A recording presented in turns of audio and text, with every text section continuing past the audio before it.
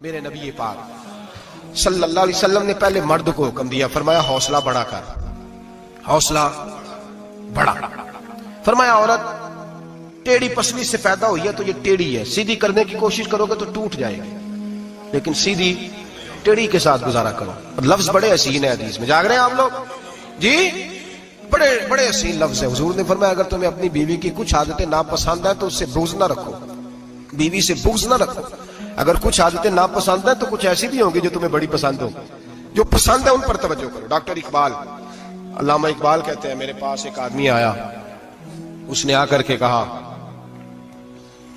کہ میں اپنی بیوی کو طلاق دینا چاہتا ہوں۔ پہلے اس نے مرضی کی شادی کی، میں بات شروع میں کہہ چکا ہوں، بچے نوجوان انہوں نے ایک سنت بڑی حفظ کر لی ہے، کہتے ہیں مولوی صاحب سنت ہے مرضی کی پسند کی شادی کرنا جائز ہے۔ میں کہ صرف یہی جائز نہیں، اور بھی بڑی سنتیں ہیں، کسی اور پہ بھی توجہ کریں آپ حضرات، اور بڑی ذمہ داری سے بات کہہ رہا، نوجوان زیادہ غور کریں اور باقی جوانوں تک میری بات پہنچائیں۔ شادی بیاہ کے معاملے میں جذباتی پن کا کبھی مظاہرہ نہ کریں۔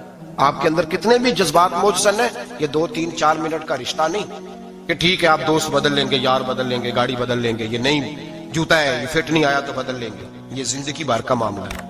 اس میں بزرگوں کی، سیانوں کی اور حکمت والے لوگوں کی رائے لیں، اس کو سمجھیں، پرکھیں، پھر نکاح کا فیصلہ کریں۔ اس کو کبھی جذباتی نہ لینا زندگی میں۔ نوجوان جذباتی ہو کے معاشرے کا، میڈیا کا شکار ہو کے شادی کرتے ہیں، پھر اسی تیزی کے ساتھ وہ رشتوں کو توڑ دیتے۔ میرے نبی پاک صلی اللہ علیہ وسلم نے فرمایا بغض نہ رکھو، کچھ عادتیں اگر ناپسند ہیں تو کچھ ایسی بھی ہوں گی جو تمہیں پسند ہوگی۔ ڈاکٹر اقبال کہتے ہیں ایک شخص میرے پاس آیا، میں لندن میں وکالت کرتا تھا، اس نے آ کے کہا کہ بیوی کو طلاق دینی ہے۔ میں نے کہا میں تجھے جانتا ہوں، تو نے تو پسند کی شادی کی ہے۔ کہا ہاں، اب میں طلاق دوں گا؟ کہتے میں نے اس کو کہا کہ بھائی تو سمجھ جا، کوئی بات نہیں، انسانوں کے اندر اختلاف رائے ہو جاتا ہے، تو نہ ایسا کر۔ نہیں جی مجھے دینی ہے۔ کہتے ہیں اس کے گھر والوں نے بھی سمجھایا، حتیٰ کہ بچی نے بھی معافی مانگی کہ مجھ سے بھول گئی تھی، میں غلطی ہو گئی، معاف کر دے۔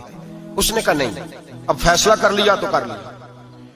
کہتے ہیں اب میں تو وکیل تھا، میرا پیشہ تھا، جب اس نے مجھے کہا تو میں نے کیس دائر کر دیا، بحث ہوئی، فیصلہ جوان کے حق میں آنے لگا، طلاق کا وقت قریب آ گیا۔ جس دن فیصلہ ہونا تھا اس دن رات کو میرے پاس آیا، کہنے لگا سویرے کیس واپس لے لیں، میں نے نہیں طلاق دینی۔ میں نے کہا کیا ہوا؟ کہنے لگے اقبال یار عجیب بات ہوئی ہے، مسلمانوں کے رسول کی ایک حدیث پڑھ لی ہے، نبی پاک علیہ السلام کا ایک فرمان پڑھ لیا ہے۔ کہا وہ کیا؟ کہا حضور نے فرمایا اگر تمہیں اپنی بیوی کی بہت ساری عادتیں ناپسند ہو، ادھر دیکھو جو پسند ہے۔ تو وہ کہنے لگا یہ حدیث پڑھ کے میں نے غور کیا ہے، یورپ کے اس گندے معاشرے میں رہتی ہوئی میری بیوی، اس برے معاشرے میں رہتی ہوئی بد خلق ہے، بد اخلاق ہے، کام کاج نہیں کرتی، ساری چیزیں ہیں، لیکن جہاں اجازت ہے 18 سال کے بعد عورت اپنی مرضی سے جس کو مرضی لڑکے کو دوست بنا سکتی ہے، لیکن اس کا سوائے میرے کسی اور کے ساتھ کوئی تعلق نہیں۔ تو اس گندے معاشرے میں یہ اس کی عادت کتنی پاکیزہ ہے کہ سوائے میرے کسی اور طرف نہیں دیکھتی۔ حضور کی اس حدیث نے مجھے اس کی اس اچھی عادت پر مائل کر دیا ہے۔ اقبال کہنے لگے اچھا اب میرے نبی نے تجھے مائل کیا ہے تو میں نہیں سویرے تیرا کیس واپس لوں گا۔ تو کیوں نہیں لے گا؟ کہنے لگے پہلے کلمہ پڑھ میرے رسول کا، مسلمان ہو جا، پہلے کلمہ پڑھ نبی پاک کا جنہوں نے تیرا گھر ٹوٹنے سے بچایا ہے۔ تو میرے بھائی مرد حوصلہ کرے، دلیری کرے۔ اگر وہ کہے نا کہ میں صاحب بہت بڑا ایسا ہوں تو میں بہرحال یہ ٹیڑھی لکڑی ہے، اس کو سیدھا کرنے کی کوشش کرے گا تو ٹوٹ جائے گی۔ حوصلے کے ساتھ، دانائی کے ساتھ، حکمت کے ساتھ مرد زیادہ حوصلہ کرے گا، معاف کرے گا، بار بار معاف کرے گا تو گھر بچے گا۔ جتنا بڑا حوصلہ کرے گا اتنا اس کا گھر بچے گا۔ عورت کے لیے کیا حکم ہے؟ اللہ خیر فرمایا۔ اب حالات اس طرح کے کہ وہ کہتی ہے میں نے BA کیا ہوا ہے تو مجھے فارغ کر مجھے فارغ۔ اور عورت اشتعال انگیزی بھی دے لیتی ہے، اس کے لب و لہجوں میں بعض اوقات اتنی سختی ہوتی ہے۔ مائیں بہنیں ناراض نہ ہو، لیکن ایک شعوری بات کر رہا ہوں۔ آگے لوگ مسئلہ پوچھتے ہیں، کہتے ہیں طلاق ہو گئی تو 3 طلاق دی تو کیا؟ میں کبھی ہو گئی طلاق۔ کہنے لگے جناب میں غصے میں تھا۔